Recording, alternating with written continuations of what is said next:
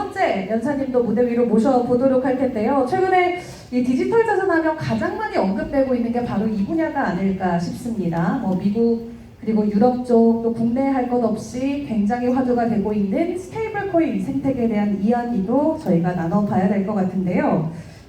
김종엽 대표님을 오늘 또 이곳에 모셨습니다. 아마 여러 영상들, 매체들을 통해서 이미 만나보신 분들도 계실 것 같은데, 김종엽 대표님은 국내외 금융기관과 함께 블록체인 인프라 그리고 STO 플랫폼을 구축해온 기술 기업가십니다. 포항공대 컴퓨터공학 전공을 하시고 자체 블록체인 엔진인 루프체인 개발을 주도해서 국내 블록체인 인프라 생태계를 선도해오고 계신 분인데요. 스테이블코인과 디지털 자산 최신 동향을 주제로 실제 산업 현장에서 바라보고 있는 인사이트를 전해주실 예정입니다. 저희 대표님 무대 위로 모시기 전에 마찬가지로 영상으로 먼저 소개 바라보겠습니다.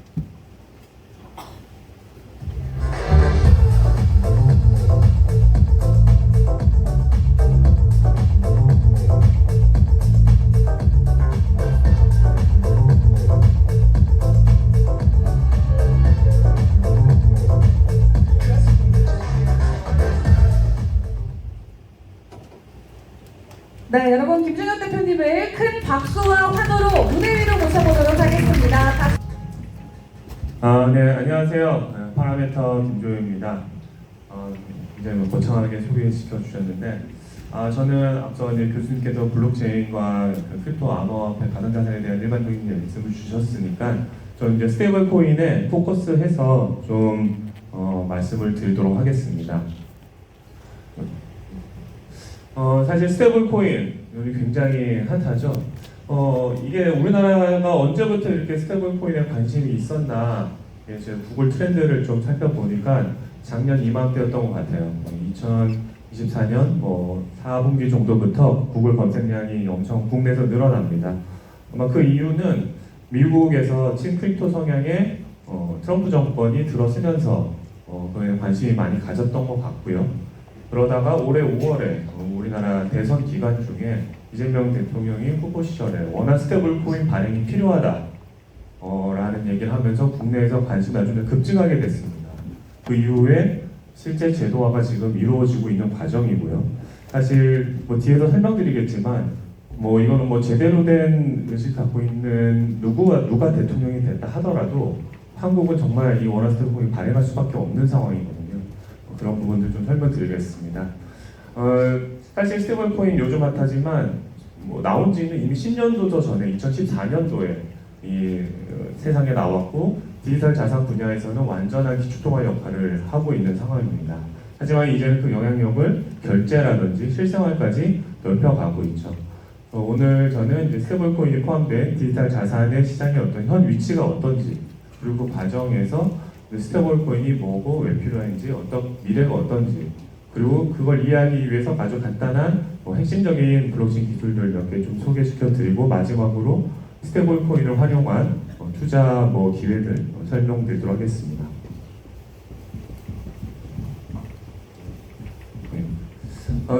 말씀드리기 전에 저희 파라메터 잘 모르시는 분들이 많을 거라 간단히 좀 소개시켜 드리면, 저희는 2016년도에 설립된 대한민국 1세대 블록체인 전문 기술 기업입니다. 저렇게 숫자로 가능성을 증명하고 있고요. 박의정 토프 장관상이라든지 금융의 혁신금융 서비스 지정이라든지 다수 인증 및 수상을 가지고 국내의 최초 타이틀을 많이 가지고 있습니다.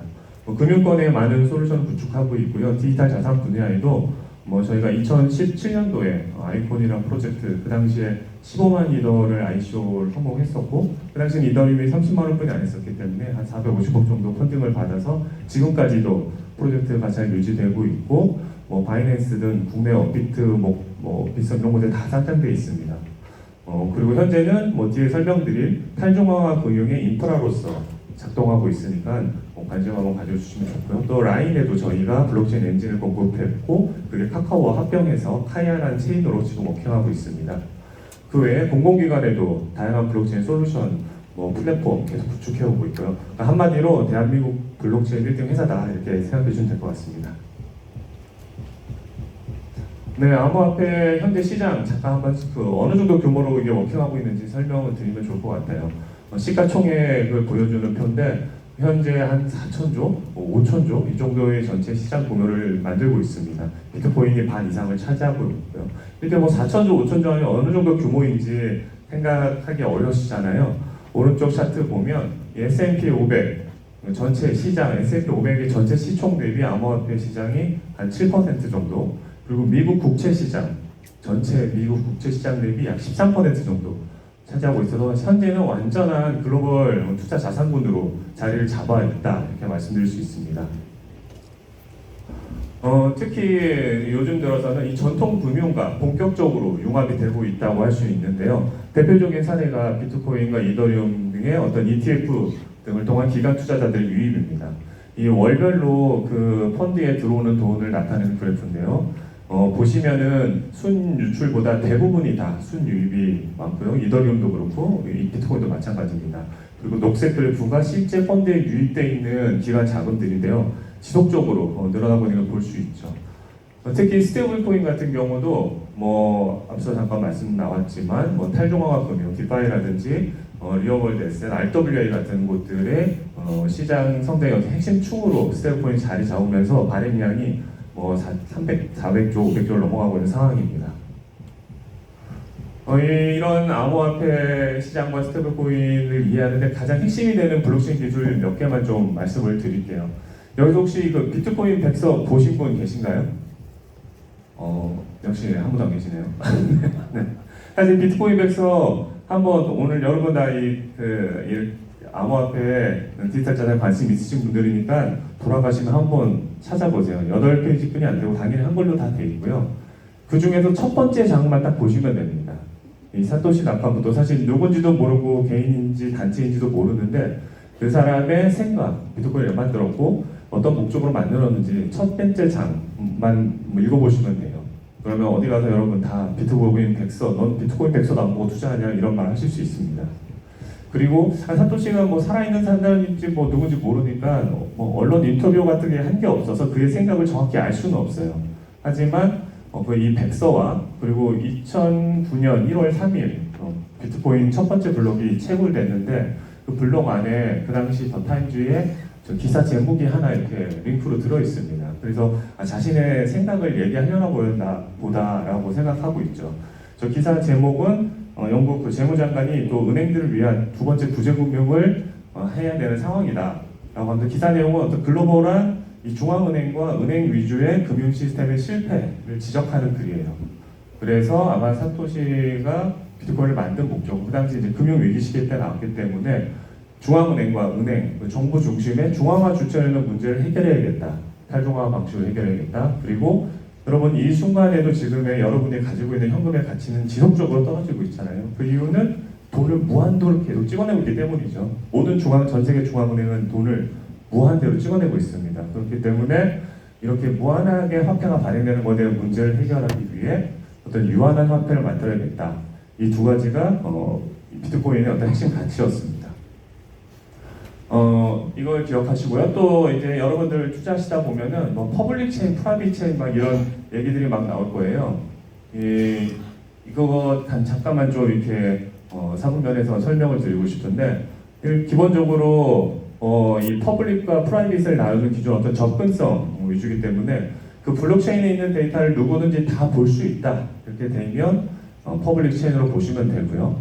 그게 아니면 프라이빗 체인입니다. 그리고 퍼블릭 체인 중에서 일부 그 체인을 통제하는 부분들이나 어떤 거래를 확인하는 부분들이 정해진 플레이를 하는 방식들이 있습니다. 그런 것들은 이제 허가형이라고 보시면 되고 초기에 나왔던 블록체인들 그리고 이미 규모 있게 돼 있는 암호화폐들은 대부분 개방형 퍼블릭 체인이라고 보시면 되고요. 뭐 지금 후반기에 좀 후발주자들은 좀 자신들이 컨트롤하면서 이 사업을 전개하고 있기 때문에 허가형 체인이 맞다. 특히 이제 국내 체인들은 대부분 허가형 퍼블릭 체인이다. 그래서 이 네 가지 이 표 딱 기억하시면 투자하시는 그 블록체인이 어떤 타입인지 확인할 수 있습니다. 다시 비트코인 얘기 좀 드리면 비트코인 백서 첫 번째 장에도 나와 있지만 사토시가 비트코인을 만든 이유 중에 하나가 이 금융 소외계층 전 한평생 뭐 은행 계좌 한 번 없이 살아가는 사람들을 위해서 계좌 금융 서비스를 제공해야 할 필요가 있다라는 얘기를 합니다. 여러분들은 잘 모르시겠지만 아직도 전 세계에 17억 명이 그 은행 계좌를 전혀 한 번도 가지지 못하고 살아가고 있어요. 특히 그들은 굉장히 저개발 국가에 집중되어 있습니다. 그래서 그 나라가 어떤 가난을 면치 못하게 하는 굉장히 주요한 요인이에요. 그래서 그들이 이제는 은행들이 근데 그들에게 왜 은행 계좌를 안 만들어 주겠어요? 계좌 만들어 줘봤자 그들에게 얻을 수 있는 관리 비용이 더 들기 때문이죠. 그래서 가난한 사람들은 은행 서비스를 받을 수가 없습니다. 하지만 비트코인 지갑만 있으면 금융 서비스를 받을 수 있죠. 그래서 비트코인 프로젝트의 핵심은 항상 이 비트코인을 어떤 그 은행을 대체하는 형태로 쓸 수 있도록 지급 결제에 쓸 수 있도록 많은 노력을 하고 있습니다. 하지만 아시다시피 비트코인은 변동성이 크죠. 올해 2025년 한 해 동안의 비트코인 변동성 그래프입니다. 보시면 뭐 7만 5천 불 정도까지 갔다가 12만 5천 불까지 갔다가 40~50%씩 1년에 이렇게 변동성이 있죠. 실제 이렇게 되면은 현실적으로 쓰기가 어렵습니다. 엘살바도르 같은 나라가 비트코인을 뭐 2021년도에 법정화폐로 채택했어요. 근데 법정화폐라는 건 뭐냐면 이걸로 세금 낼 수 있다는 겁니다. 나라에서 이걸로 세금을 받을 수 있다는 의미여서 그리고 전 국민들에게 비트코인 결제를 장려하고 있습니다. 지금 4년이 지났지만 아직까지도 비트코인 결제율은 10% 수준에 머무르고 있고요. 근데 저 같아도 제가 비트코인 결제하려고 할 때 이게 내일 팔았더니 내일 가격이 오를까봐 쓰기 어려울 거고 받는 사람도 받았는데 가격 떨어질까봐 주저하게 될 거잖아요. 많이 쓰이지 않고 있습니다. 하지만 역설적으로 이런 변동성 때문에 엘살바도르는 이제 비트코인 처음을 만들고 매일 하루에 1개 이상의 비트코인을 꾸준히 사고 있습니다. 그래서 그 투자 수익 일종의 적립식 투자를 하고 있는 거죠. 비트코인에. 그걸로 나라가 번 돈이 6천억이 넘고 있는 상황입니다. 이처럼 비트코인의 어떤 그 취지는 좋지만 변동성 문제 때문에 많이 쓰이고 있지 못한 문제를 해결하기 위해서 결국 스테이블 코인이 나오게 됐다. 이게 이제 제가 드디어 이제 스테이블 코인으로 옮겼는데요. 이 블록체인 스테이블 코인을 한마디로 정의하면 결국 이 블록체인 기술의 어떤 혁신성에 가격 안정성을 제공하는 기술이다라고 말씀드릴 수 있고요. 대부분은 이제 법정화폐나 안전자산의 가치를 요동하는 방식입니다. 크게 4가지 종류가 있고요. 법정화폐 담보형 여러분들 잘 아시는 USDT, USDC 같은 그 스테이블 코인이고요. 그 해당 스테이블 코인이 발행될 때마다 그만큼의 현금을 법정화폐로 그냥 보관하기 때문에 굉장히 이해하기 쉽고 명확하죠. 그리고 해당 코인이 더 필요하다 하면 돈을 그냥 입금하면 돼요. 그렇기 때문에 유동성이 굉장히 풍부합니다. 하지만 이 발행하는 곳과 이 증거금을 잘 관리하고 수탁하는 곳이 과연 이 스테이블 코인 내 법정화폐를 그만큼 잘 관리하고 있느냐, 그리고 실제 그 돈을 가지고 딴 투자 상품에 투자했는데 투자금이 날아간다든지 할 수 있는 어떤 운용상의 문제는 없는지 이런 부분들의 어떤 위험이 있죠. 그리고 그런 위험에 따라서 정부가 개입해서 너 이제부터 스테이블 코인 누구 거는 못 쓰게 해 라고 하면 여러분이 쓰고 있던 스테이블 코인 계좌가 갑자기 동결될 수도 있어요. 이런 리스크는 있다 보시면 되고요. 다음으로는 암호화폐 담보형이 있습니다. 이 부분은 법정화폐 담보형의 그 담보를 암호화폐로 제공하는 방식이에요. 근데 암호화폐는 말씀드렸다시피 이제 변동성이 있다 보니까 대부분 이제 과담보 방식으로 발행이 됩니다. 이더리움을 1억 원치 증거금으로 넣으면 5천만 원어치 스테이블 코인을 발행해서 쓰는 방식이죠. 이런 부분들이 이제 그 암호화폐 담보용은 전부 다 앞서 교수님께 말씀하셨던 스마트 컨트랙트 코드상으로 다 이루어지고 있기 때문에 굉장히 투명합니다. 그리고 이 탈중앙 금융에도 쓰기에 확장성이 좋죠. 하지만 이제 위험성이라고 하면 이제 담보 변동성인데요. 담보로 맡겨놓은 이더리움의 가치가 만약에 5천만 원 근처까지 떨어진다고 하면 제가 맡겼던 1억 원치의 이더리움이 갑자기 이 스마트 컨트랙트가 자동으로 팔아버립니다. 그 5천만 원을 발행한 스테이블 코인 가치를 보존하기 위해서 제 담보가 청산될 수 있는 위험이 있는 거죠. 그래서 좀 리스크는 있고요. 대표 코인이 다이라는 코인이 있는데 2017년부터 발행된 스테이블 코인입니다. 하지만 이런 복잡성에도 이더리움 가격이 이렇게 변동성이 있어도 단 한 번도 달러에서 패깅된 적이 없을 정도로 UST DC보다도 더 안정적으로 스테이블 가격을 유지하고 있는 코인입니다. 다음으로는 실물 자산 담보용이 있어요. 이 부분은 가장 쉽게 생각할 수 있는 게 금 토큰입니다. 금 가치와 연동되는 토큰이고요. 해당 금을 제공하면 금방금의 토큰을 발행해서 쓰는 건데 이 부분 대부분 인플레이션 해지 같은 거 할 때요. 달러나 원화 가격이 떨어진다고 생각되면 이 금 토큰을 사는 거죠.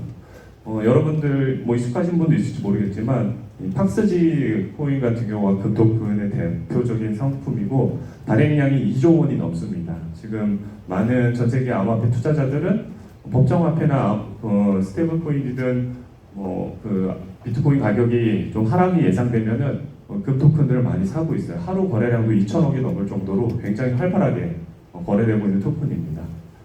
마지막으로 알고리즘형이 있는데 알고리즘형은 실물 담보 자산을 제공하지 않고 알고리즘만으로 스테이블 코인을 만드는 방식인데 간단하게 말하면 이런 식입니다. 이제부터 이 코인은 하나당 1,000원이다 라고 발행을 해요. 근데 누가 봤을 때 자기는 그건 500원이라도 팔 거야 라고 파는 사람한테 가격이 500원 떨어질 거잖아요. 그러면 코인을 2개 더 발행합니다. 그래서 전체 코인 가치를 그 코인을 사가지고 코인 개수를 줄입니다. 그럼 가격이 또 올라가겠죠. 그리고 코인 가격이 또 올라가면 코인을 더 찍어내서 코인 가치를 낮춥니다. 이런 식으로 알고리즘식으로 작동시켰던 코인 가치를 좀 안정하게 유지할 수 있겠죠. 대표적인 코인 게 테라 루나 코인이 있었는데 사실 그 알고리즘 어떤 취약점이 공격을 당해서 순식간에 이제 0원으로 가격이 폭락했던 사례가 있죠. 그래서 알고리즘형은 현재까지도 어떻게 입증된 방식이 없기 때문에 이런 스테이블 코인 얘기할 때 이제는 언급을 하지 않는 상황입니다. 이런 법정화폐 담보형이라고 그래도 여러분들 사실은 디팩이라고 해서 가격이 자기가 추구하는 가치랑 떨어질 때가 있어요. 실제 USDT 코인 같은 경우도 올해 10월이었죠. 업비트에서도 1,400원 중반에 거래되던 USDT 가격이 갑자기 1,650원까지 올라간 적이 있었고요. 바로 그 다음날 빗썸에서도 USDT 가격이 5,700원까지 올라간 적이 있습니다. 아직 그 스테이블 코인이 아직 현재 사용되고 있는 스테이블 코인은 여러분들 제도화된 스테이블 코인이 아닙니다. 민간 스테이블 코인이고 법정에서 오케이를 나라에서 확인을 받았다는 이런 스테이블 코인은 아니거든요. 그러다 보니 이런 문제들이 있는데 이때는 사실 전 세계적으로 USDT 가격이 이렇게 된 게 아니라 업비트와 빗썸의 한 거래소 내에서만 한시적으로 발생했던 일입니다. 그 원인 중에 하나는 아시는 분은 아시겠지만 업비트 빗썸 우리나라 거래소에 코인 빌려주기 서비스가 있어요. 원화를 맡기면 그 원화를 담보로 암호화폐를 빌릴 수 있는 서비스입니다.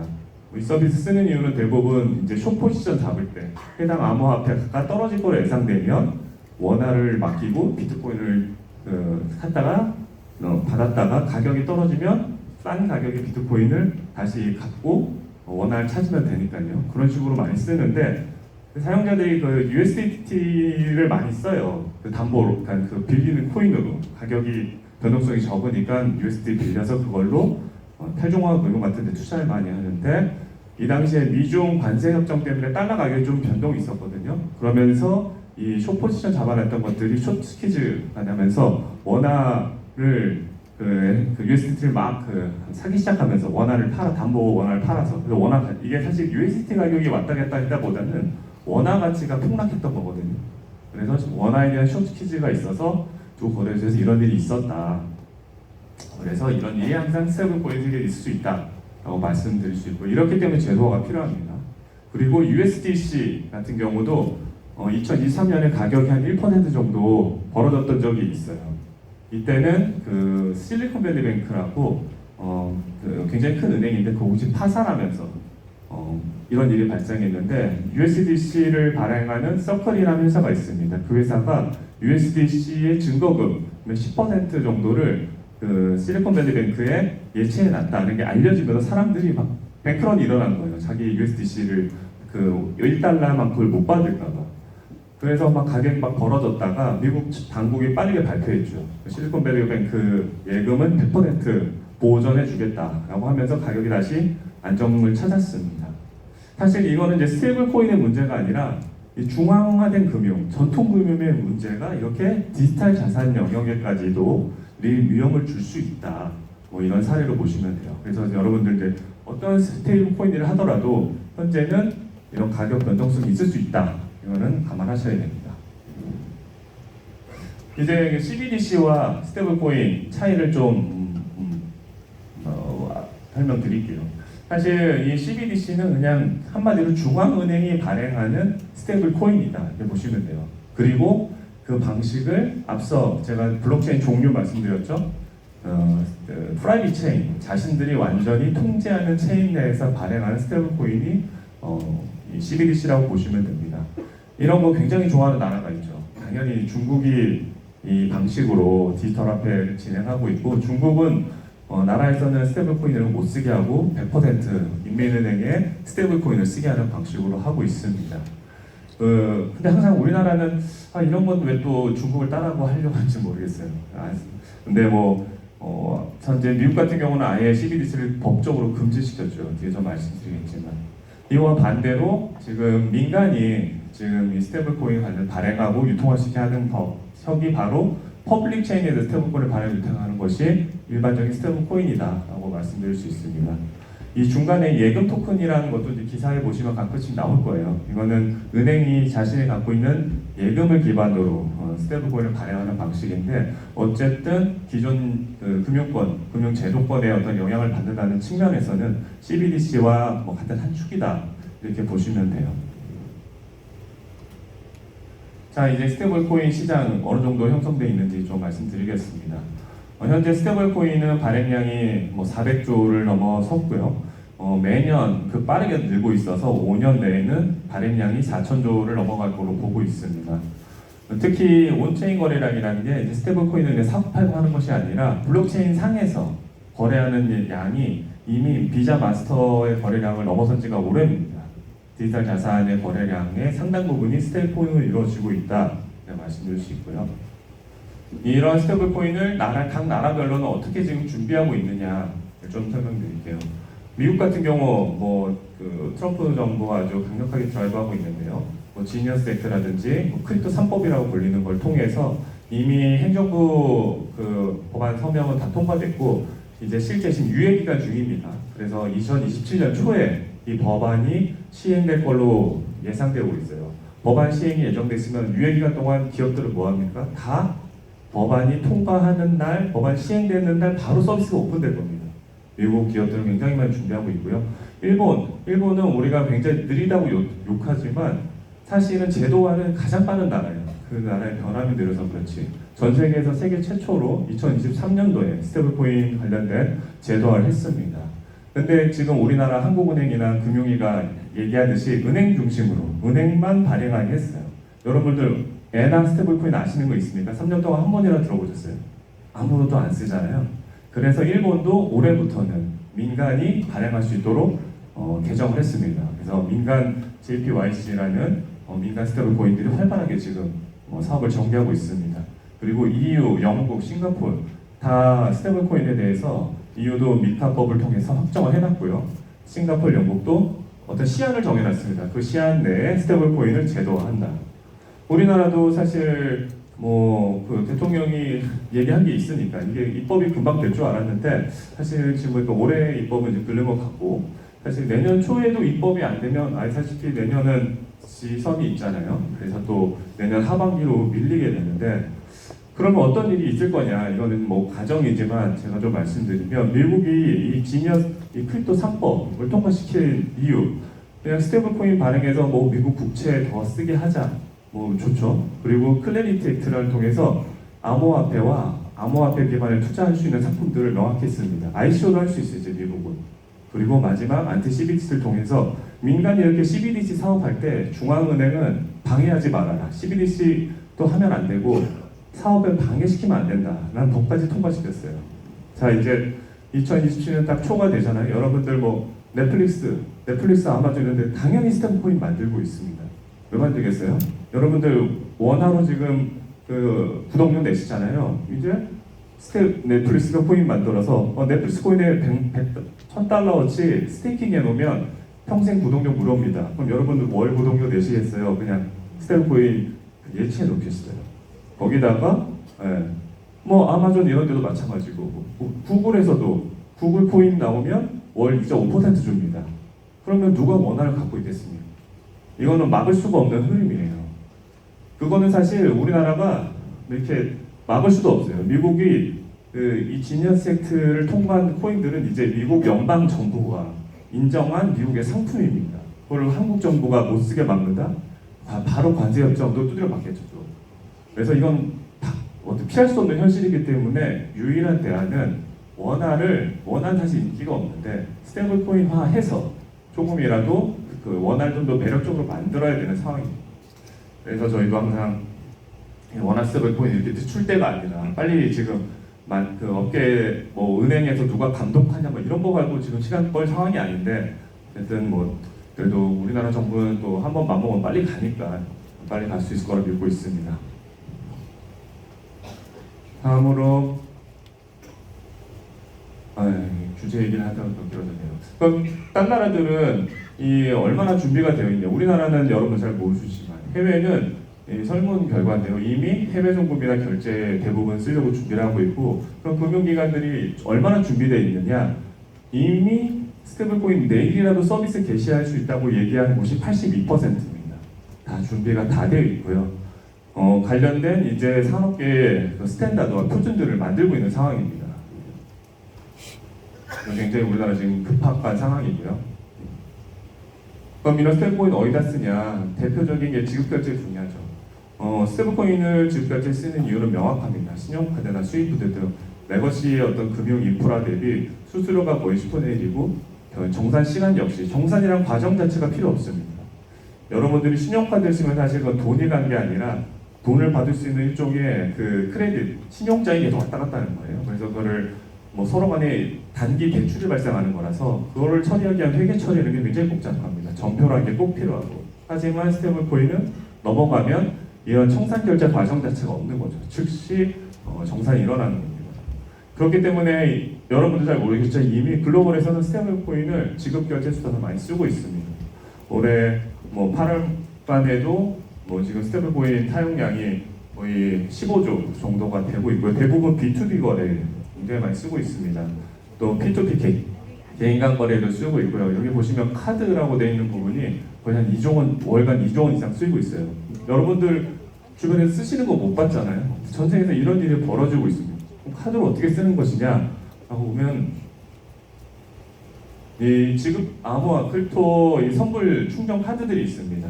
여러분들 체크카드 쓰시는 것처럼 신용카드 쓰는 건데 비자 마스터처럼 결제되는 그 대상이 은행 계좌가 아니라 암호화폐 계좌로부터 결제가 되는 방식입니다. 실제 이 레다페이라는 게 좀 국내 좀 일부 소개되긴 했었는데 이런 거 소개되면 막 금융위가 빨리 기사 내리게 합니다. 여러분들 이거 한번 알면은 계속 쓸 수밖에 없거든요. 국내 카드사들도 다 비상이긴 한데 이게 좋은 점들이 스테이블 코인이든 뭐 비트코인이든 사가지고 계좌에 넣어놓잖아요. 주는 이자가 막 5%, 6% 이렇습니다. 그리고 나는 비트코인 팔아서 결제하고 싶지 않은데 그런 사람들은 신용도 만들어줍니다. 비트코인을 1,000만 원치 넣어놨으면 여기 보이시죠? LTV 60%, 600만 원까지는 얘네들이 결제시켜줍니다. 그래서 내가 그냥 결제를 갚으면 돼요. 실제 제가 이거 쓴 내용인데 이번에도 유럽 갔다 와서 텍스 리턴도 다 스테이블 코인 해줍니다. 이 정도로 그냥 그 카드 수수료도 훨씬 싸고 트래블 월렛보다도 스프레드 원화 비율이 훨씬 좋습니다. 한번 쓰시면 아마 계속 쓸 수밖에 없고요. 그래서 해외는 이미 뭐 미국이든 유럽이든 홍콩 같은 데서는 이런 회사들이 벌써 유니콘 회사가 되어 있어요. 이런 스테이블 코인 할 때 또 중요한 부분이 이제 KYC인데 이건 이제 저희 회사가 이런 일을 하고 있다 보고 보시면 되고 뭐 파라메터가 스테이블 코인 얘기 나오면 이런 일을 하고 있다고 보시면 됩니다. 결국 블록체인 상에서 효율적인 실현 확인을 할 수 있도록 스테이블 코인 쓸 때 하고 있고 뭐 글로벌 회사들과 뭐 POC 같은 것들을 개념 검증 같은 거를 진행하고 있어요. 자 이제 마지막으로 그럼 이런 스테이블 코인을 활용해서 어떻게 투자할 거냐? 어떻게 하고 있느냐 사람들 좀 소개시켜 드릴게요. 대표적인 게 그냥 거래소에 예치, 정기 예금하는 방식입니다. 지금 오른쪽에 왼쪽에 보이는 게 우리나라 거래소인데요. 이렇게 코인을 그냥 입금만 해놔도 이자를 주는 서비스들이 이미 있고요. 아니면 스테이킹이라는 딱 어떤 그 버튼을 눌러서 락업을 해놓고 이자를 받는 것들이 이미 있습니다. 근데 스테이블 코인에 대해서는 그런 상품을 국내에서 취급하고 있지는 않아요. 아마 그 중에 어떤 제도가 있는 것 같은데, 하지만 해외 거래소들은 뭐 비트코인, 뭐 USDT 같은 게 6% 이렇게 막 이자를 줍니다. 물론 이제 저 6%가 뭐 무제한으로 막 이렇게 주는 건 아니고, 이제 들어가서 보면 뭐 $1,000 가지고 뭐 3개월만 준다는 데 있지만, 어쨌든 이런 식으로 가장 쉽게 해외 거래소에 예치만 해놔도 이자를 주는 서비스들이 많이 있습니다. 이런 거에 이것만 전문적으로 제공하는 예치 서비스들도 이미 많이 있어요. 이 프로 같은 경우는 이제 저희가 또 기술 지원하고 있는 싱가포르 회사인데, 여기에는 보시다시피 자유 입출금식으로 해도 이자를 막 2%, 5% 주고요. 정기예금식으로 한 달이나 3개월, 6개월씩 묶어두면 막 6%, 8% 이렇게 이자를 줍니다. 이런 서비스들도 여러분들이 좀 쉽게 접근할 수 있는 서비스다라고 볼 수 있고요. 이제 다음으로는 디파이에 투자하는 방식입니다. 이 디파이는 앞서도 잠깐 언급 나왔지만, 은행이 하는 일을 그냥 스마트 컨트랙트 코드로 구현했다고 보시면 돼요. 여러분들 은행에 제가 예금을 하면 저한테는 계속 있다고 말하지만 사실 제 돈을 누구한테 빌려주잖아요. 그걸로 예대 마진을 은행들이 쓰고 벌고 있는 거고요. 그걸 그대로 그 블록체인의 스마트 컨트랙트로 구현해 놓는 것입니다. 그래서 제가 컨트랙트에 돈을 맡겨놓으면 그 돈을 컨트랙트 누군가 빌려가고, 그가 내는 수수료의 일부 운영비 빼고 저한테 딱 이자가 들어오는 이런 서비스들이 디파이의 대표적인 거고, 실제 디파이에 사용되는 규모가 이 차트가 현재 얼마나 디파이가 많은 금액이 디파이에서 운영되는지 보여주는 내용인데, 가운데 보시면 어제 며칠자인데 한 150조 이상이 거래가 되고 있습니다. 그리고 이 중앙화된 스테이블 코인이 어디서 쓰이냐?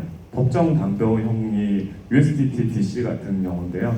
거래소에서 한 30% 쓰이지만 50% 이상이 이 디파이에서 사용되고 있어요. 이미 디파이의 거래 규모는 거래 규모를 2배 가까이 거래가 일어나고 있다 보시면 됩니다. 그래서 여러분들도 디파이를 꼭 공부를 하셔야 됩니다. 디파이 기반 투자 크게 3가지가 있습니다. 여러분도 잘 아시는 스테이킹을 거래소가 아니라 체인 디파이에서 직접 할 수가 있고요. 그 전문 툴들이 있습니다. 그리고 유동성 채굴이라 그래서 내가 비트코인과 이더리움을 바꾸고 싶으면 다 거래소에 가야 되잖아요. 그게 아니라 이 코드상으로 2개를 일종의 풀을 만들어 놓고, 비트코인과 이더리움을 뭐 10,000개씩 넣어놓고, 사용자들이 비트코인을 많이 팔아서 이더리움을 많이 바꾼다면 비트코인 가격이 내려가고, 반대가 되면 그 가격을 올리고, 코드상으로 가격을 조정하는 식으로 제공하는 탈중화된 거래소들이 있습니다. 그런 것들이 예치를 많이 시키게 하기 위해서 자신들의 토큰을 발행하고 그걸 이제 보상으로 주기도 합니다. 그거를 유동성 채굴이라고 하고요. 마지막에 이자 농사는 이런 스테이킹, 유동성 채굴 등 디파이 상품들을 막 혼용해서 최대한의 이자를 극대화하는 것을 이자 농사라고 합니다. 간단한 그 이자 농사하는 요즘 MZ들이 다 블록체인을 투자한다고 하면 이런 거 하는 겁니다. 뭐 암호화폐 그냥 거기서 사고 팔고 사고 팔고 하는 게 아니라 이런 것들 많이 하는 건데, 그 사례입니다. 이거는 이렇게 하시라는 게 아니라 한 가지 예입니다. 앞서 말씀드렸던 덱스 중에 에이브라는 곳이 있습니다. USDC를 맡기면 이자를 한 4.1% 줘요. 맡기고 나면 제가 코인을 담보로 제공한 거기 때문에 저한테 대출할 수 있는 어떤 캐파를 줍니다. 그러면은 보통 75% 스테이블 코인 같은 경우는, 그럼 이더리움을 빌려요. 2%에 빌리는 비율은, 그러면 제가 1,000만원치 넣으시면 750만원치 이더리움을 빌릴 수 있습니다. 그걸 가져다가 리더 파이낸스라는 곳은 이더리움 스테이킹을 해주는 서비스인데, 이더리움을 맡겨놓으면 2.8%였지 이더리움을 줍니다. 그러면 또 이제 8% 이득을, 0.8% 이득을 받죠. 이자만 받는 것이 아니라 이 리더 파이낸스는 이 또 유동성을 줘서 맡긴 이더리움을 찾을 수 있는 증서, 그게 ST 이더인데요. 스테이킹 이더라고 해서 이 증서가 또 토큰화되어 있습니다. 요거를 다시 에이브에 다시 담보로 넣습니다. 그러면 또 0.02% 이자를 또 줘요. 그러면 또 저한테 담보를 제공하기 때문에 대출 여력이 또 생겼죠. 그걸 가지고 다시 이걸 몇 바퀴 돌려냅니다. 다시 이더리움 대출 받아도 되고, 스테이블 코인도 또 대출 받아서 딴 데 쓰셔도 되고요. 이런 게 이제 이자 농사의 한 예입니다.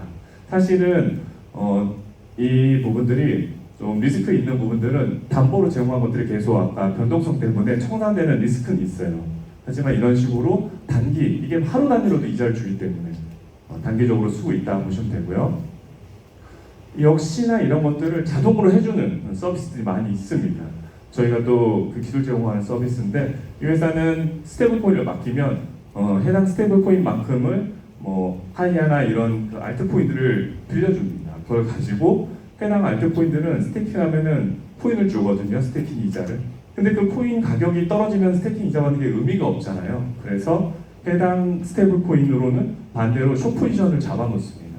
그러면 해당 코인 가격이 떨어지면 스테이블 코인으로 해당 가격이 상쇄되도록, 그리고 스테이킹 이자만 잘 받을 수 있도록 이런 것들이 다 자동으로 해줍니다. 코드상으로. 이런 서비스도 있다 말씀드릴 수 있습니다. 이제 좀 정리하는 말씀을 드리자면 스테이블 코인 활용한 투자, 은행 예금 대비 거래소 예치, 디파이의 어떤 대출성 이자 무사 할수록 뭐 이율 당연히 계속 높아지고요. 리스크 계속 높아집니다. 어떤 리스크가 있냐 이런 투자를 하게 될 때는 해당 플랫폼 사용하는 그 코인 자체가 뭐 해킹을 당한다든지 파산 위험 당연히 있습니다. 그리고 스마트 컨트랙트 코드로만 다 돌아가기 때문에 코드에 문제가 생기면 여러분의 자산이 탈취될 수도 있습니다. 또한 정부가 이런 그 디파이 상품들은 아직 그 그레이한 부분이 있거든요. 아직 제도화되지 않았기 때문에 정부가 어떤 규제를 가할 수도 있고요. 근데 사실 정부가 할 수 있는 규제라는 거는 그냥 그 사이트 접근 차단하는 정도입니다. 저희가 어떻게 그 해외 기업을 차단할 수 있는 어떤 법적 근거는 없기 때문에. 그리고 마지막으로는 이제 예금자 보호가 없기 때문에 전통금융 어떤 차이가 있어서 여러분들은 항상 이런 그 스테이블 코인 기반의 투자를 하실 때는 검증된 플랫폼만 이용하시고요. 분산 투자 항상 몰빵하시면 안 되고요. 소액부터 좀 공부해 보시면서 정기적으로 또 수익이 나면 안정적 상품과 리밸런싱도 하시면서 좀 지식 보안 지식도 습득하시면서 본인의 지갑에서 모두 일어나는 일이니까 지갑이 해킹되면 안 되거든요. 해야 된다 말씀드릴 수 있겠습니다. 이제 결론 딱 정리해드리면 스테이블 코인은 디지털 금융시장 어떤 핵심 도구이고요. 안정성과 혁신을 딱 조화시킨 그 대상이다. 그리고 이를 통해서 여러분들은 글로벌 투자 기회가 확대되고요. 하지만 신중한 접근과 지속적인 학습이 필요하다.